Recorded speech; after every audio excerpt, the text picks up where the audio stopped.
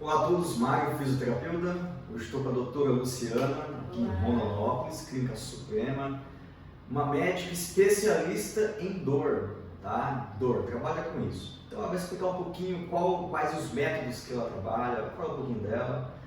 E eu sou fisioterapeuta, a gente atende pacientes com dores crônicas, ela às vezes encaminha pra gente, às vezes a gente encaminha para ela de volta, que tem essa troca e ela vai explicar o porquê, em qual momento que é melhor entrar, ok, com esses métodos, né, que ela tem e que vem dando muito resultado, tá? Então é interessante isso. E você ouvinte, né, que tem alguma coisa que já incomoda há tempos, é interessante a gente estar observando esse tipo de trabalho, né, colocando em prática isso depois, conversando com a família e vir até uma consulta com a doutora, que vale a pena todo esse trabalho, ok? Luciana, contigo, troca uma ideia lá. Então, quando procurar o médico da dor, né, Mário?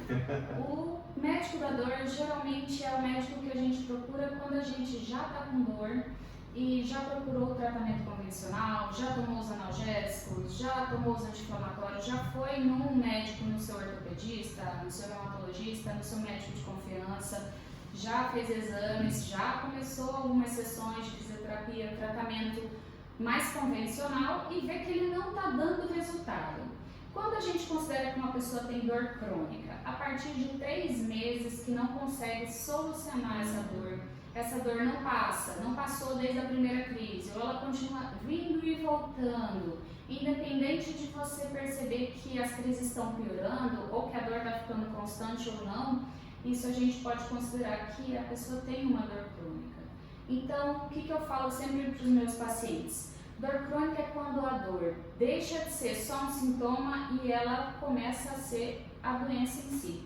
Porque quando a gente fica muito tempo exposto à dor, existem os conceitos que a gente estuda que se chamam sensibilização periférica ou central. Então, a dor, ela não é o corte, a lesão, a queimadura, a fratura, a hérnia, a artrose. Isso é a lesão. Quando a gente tem uma lesão, o cérebro, o corpo, os neurônios, eles vão transmitir para a medula e para o cérebro todo um monte de sinais e liberar substâncias para dizer para a gente que a gente está tendo algum problema.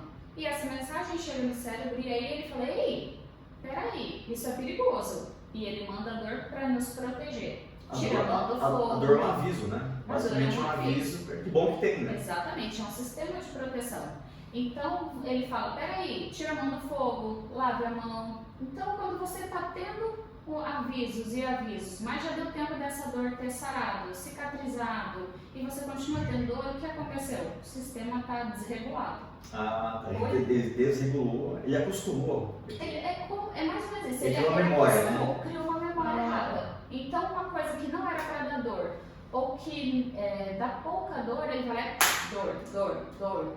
Então, por isso que a gente fala que a dor ela é biopsicossocial, porque às vezes tem os fatores biológicos, as lesões, tem os fatores psicológicos, o estresse, as coisas que vão influenciar na nossa resposta à dor. A parte de como nós somos criados. Quando eu me machucava quando era criança, a pessoa falava, tá, tudo bem. Ou não, meu Deus, vem aqui, então Isso influencia muito também. Tudo isso, a maneira como a gente foi criado de maneira familiar, as histórias da pessoa da família que teve uma dor, tudo isso vai influenciar na nossa caixinha. Cada um é um jeito, cada um é uma caixinha de surpresa. Como essa pessoa vai responder à dor? Então essa questão da dor, que, assim, muitas pessoas que têm uma dor acima de uns meses, já começam a ser tratado, isso é psicológico.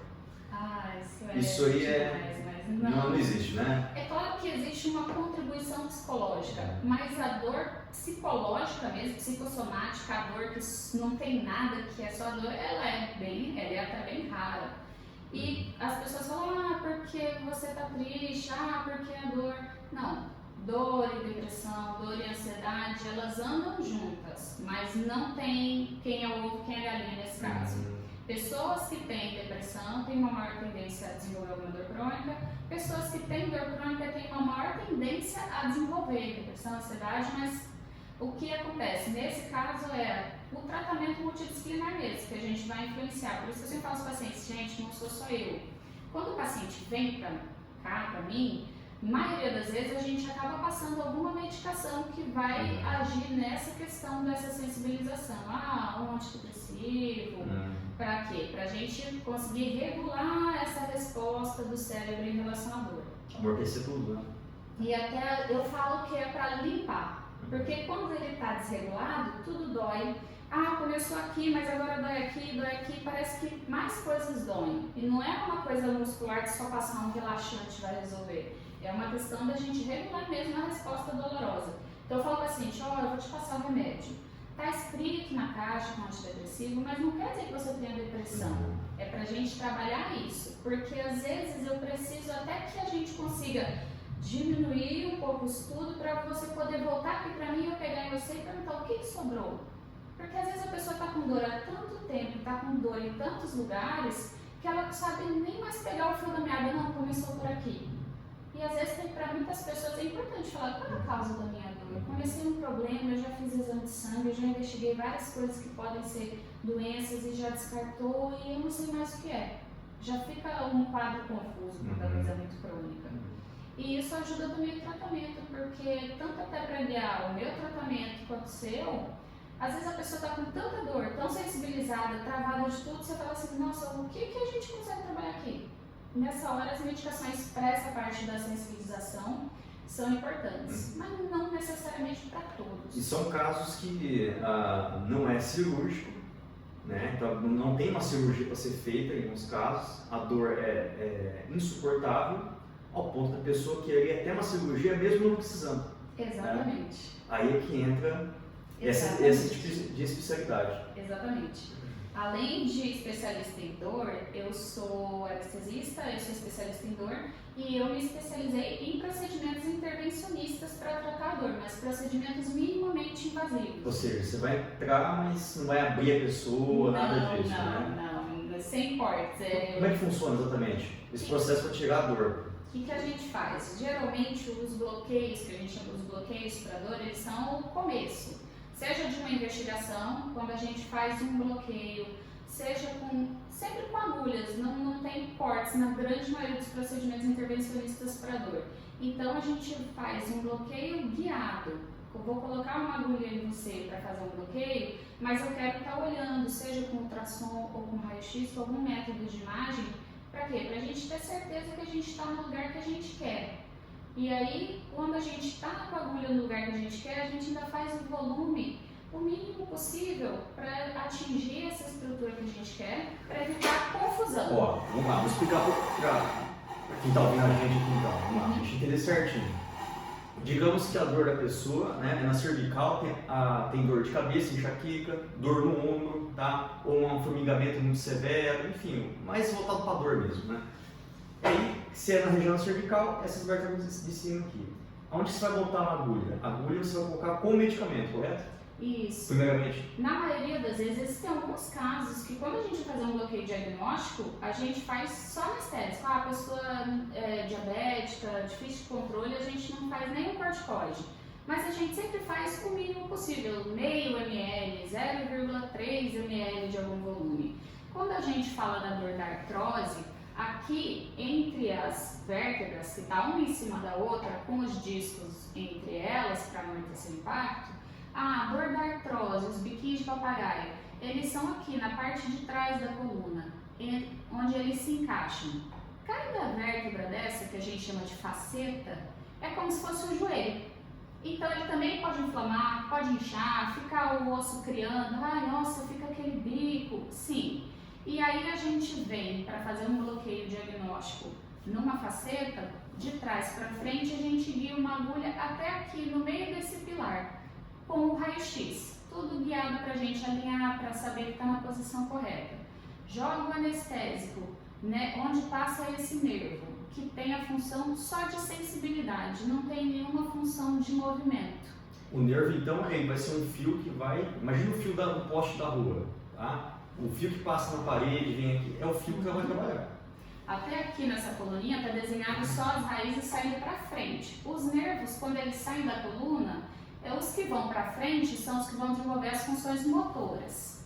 Os que vêm para trás, que são já bem menorzinhos, bem mais divididos, eles são os que têm a função de sensibilidade da coluna, dessa musculatura mais profunda, mais intrínseca que a gente chama da coluna. Esses que são, a maioria das vezes, os nossos alvos. Por quê?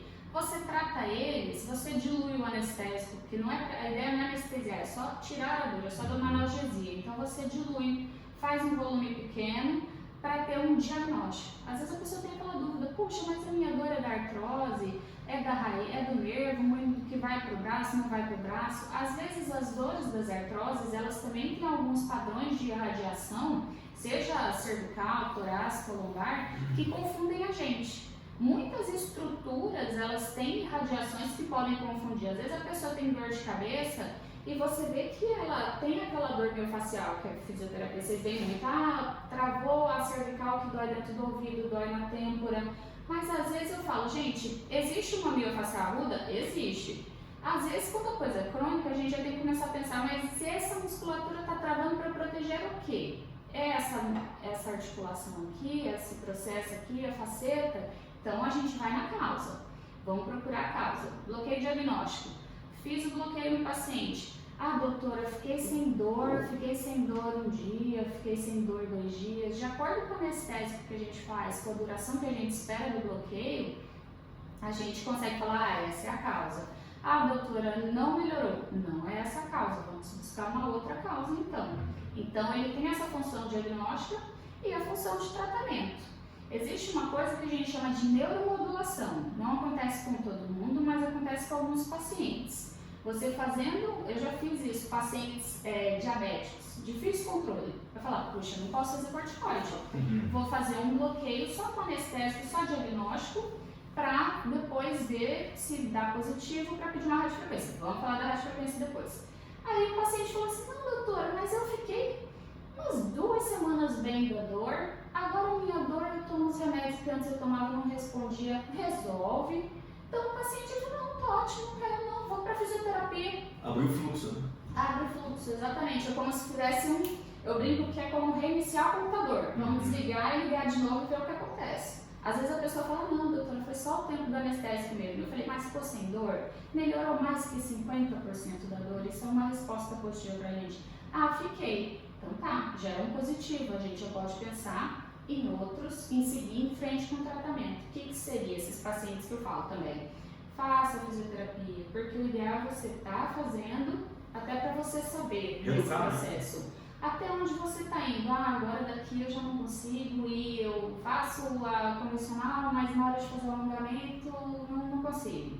Ok, vamos ver se a infiltração vai te ajudar a ir para frente, avançar na fisioterapia, avançar mais rápido e beleza, não está dando certo, a dor voltou, a dor ainda está muito intensa, a incapacidade ainda está ruim, não consigo fazer muitas coisas, a gente tem a opção de evoluir para esse caso da artrose especificamente, para a radiofrequência. O que é a radiofrequência? Aí é quando a gente vai com uma agulha especial, que ela vai ter um eletrodozinho na ponta, e a gente vai do mesmo jeito que a gente fez o outro bloqueio, posiciona essa agulha, e aí a gente vai posicionar ela algumas vezes perto desse alvo que a gente quer, e na ponta desse eletrodo, ele vai ser ligado a uma máquina, um aparelho, um gerador, e ele vai queimar em uma temperatura específica e uma frequência específica esse nervo. Queimar por quê? Porque esse nervo só tem uma função de sensibilidade. Então, quando a gente queima, a gente não está tendo nenhum prejuízo para movimento, nenhum. Então, vamos dizer assim, é o fio da sensibilidade e não o fio, digamos, do motor, né? Exato. O nervo tem várias funções ali, né?